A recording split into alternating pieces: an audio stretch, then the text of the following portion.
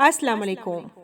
Video शुरू करने से पहले आप सबसे रिक्वेस्ट है कि अगर आपने अभी तक हमारा चैनल सब्सक्राइब नहीं किया तो पहले चलकर सब्सक्राइब का बटन दबाएं।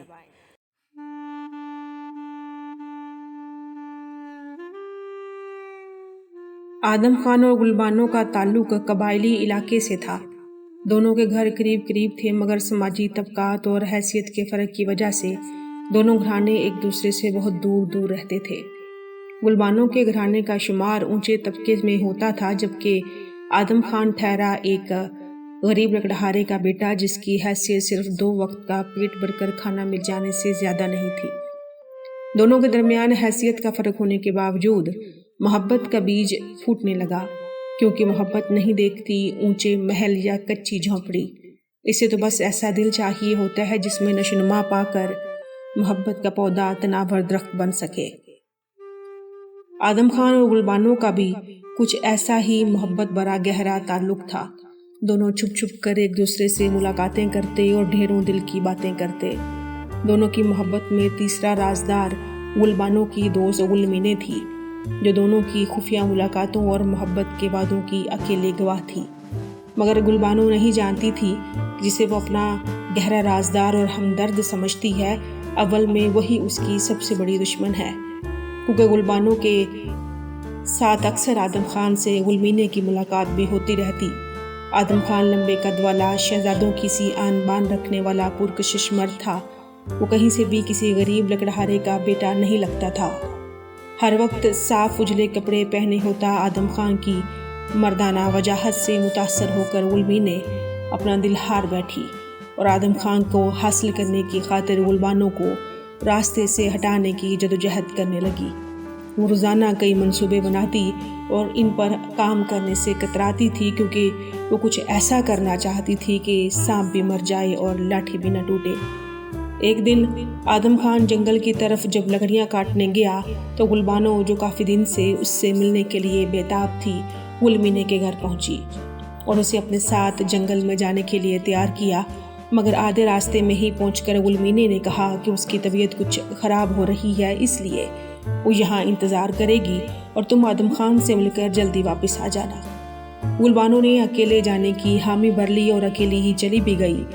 गुलबानो जैसे ही नज़रों से ओझल हुई, गुलमीने फ़ौरन से उठकर वापस बस्ती की तरफ आ गई और गुलबानो के घर उसकी माँ के पास पहुँच गई।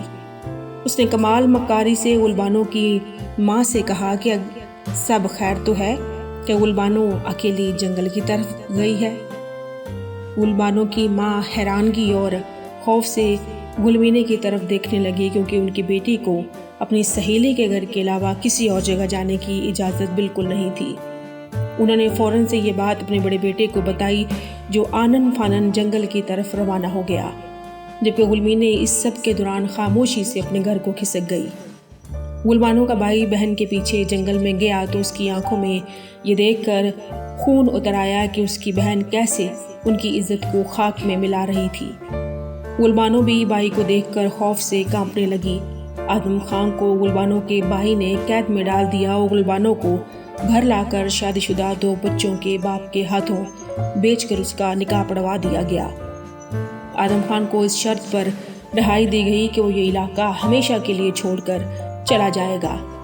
आदम खान के बाप ने पैरों पड़कर माफ़ी मांगी और अपने बाकी बच्चों के साथ आदम खान को लेकर वो इलाका छोड़ दिया।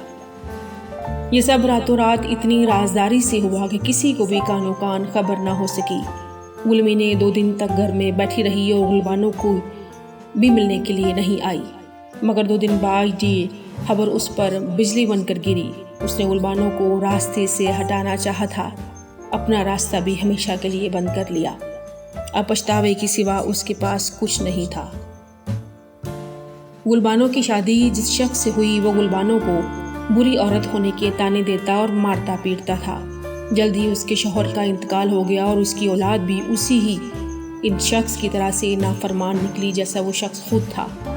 गुलबानो उन बच्चों को पाल पोस कर बड़ा किया, मगर बुढ़ापे में पहुंचकर जब वो उन बच्चों की मोहताज हो गई, उसके सर में चांदी उतर आई, तो गुलबानो के सुतेले बेटे ने उसे घर से निकाल दिया कि अब वो अपना बंदोबस्त करे। गुलबानो अब बहुत परेशान हुई, क्योंकि उसका कोई दूसरा ठिकाना नहीं था जहां वो पनाह लेती। ماں باپ اور بھائی برسوں پہلے رخصت کر کے سارے رشتے تعلق توڑ گئے تھے۔ وہ اپنے علاقے سے نکل کر دور دراز پہاڑی علاقے میں ناک کی سیدھ میں چلتے ہوئے ایک کچے مکان میں داخل ہو گئی، جہاں ایک بوڑھا چارپائی پر پڑا کھانس رہا تھا۔ گل بانو نے فوراً سے پیشتر اس شخص کو پہچان لیا۔ سچی محبت میں ایسی کشش ہوتی ہے کہ برسوں بعد آپ اندھے بھی ہو جائیں مگر محبوب کو پہچان لیتے ہیں۔